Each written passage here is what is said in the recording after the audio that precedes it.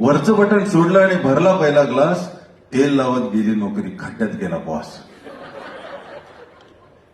डोळ्यात देखत कुंपण तोडत उतू गेला सोडा. सगळी कुंपण गळून पडली.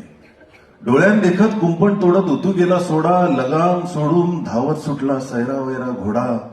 मान झटकून फेकून दिली झापड चाकरमानी. मान झटकून फेकून दिली झापड चाकरमानी. कानात शिरलं वारं आणि डॅशिंग झाली वाणी. नजरेत आली मस्ती, नजरेत आली मस्ती. शब्द धारदार झाले. एक पेग म्हणता म्हणता दोन चार झाले. सशासारखी जिणे एकदम बाणेदार झाले. कसलं रेशन, कुठला महिना, कसले हप्ते बिप्ते.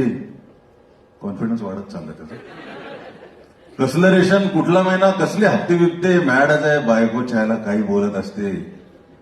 कोण म्हणतं घाबरतो मी. हो, होतं असं. कोण म्हणतं घाबरतो मी. किसकी आहे मौत, बघतोस काय वेटर मित्रा. होत अजून होत. दुसरा ग्लास संपता संपता टेन्शन पसार झाले. एक पेग म्हणता म्हणता दोन चार झाले. सशासारखे जिणे एकदम बाणेदार झाले. आता आम्ही कवी मंडळी स्वतःला देवाचे कारकून मानतो.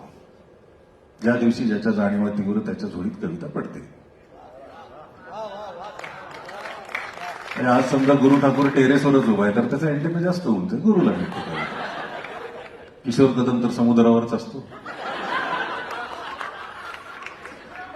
मी तर त्याला लाडाने किशोर कदमच म्हणतो. इतकं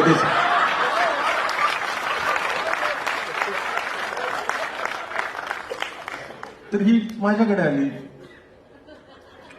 म्हटलं बाबा हा एवढा पुरुषांचा आक्रोश, मध्यमवर्गीय पुरुषांचा आक्रोश लोकांपर्यंत पोहोचायला हवा. पण सादर कशी करायची.